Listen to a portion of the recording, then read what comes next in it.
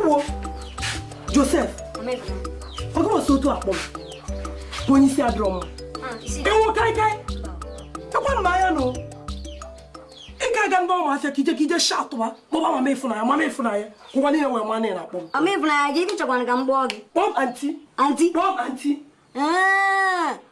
so gị na mama agbago klọb ndị anti nnekwu Joseph atọkwa n'ime anụgo m anti mama m sị m kpọọ gị kịta ka ị bịa gara isi ala nna gị anti anagụkwa m bye nwa nzuzu ka ọ dị ka mfu nne ka ndị ọhịa aka na ntị ka m nweta mgbụsị ọzọ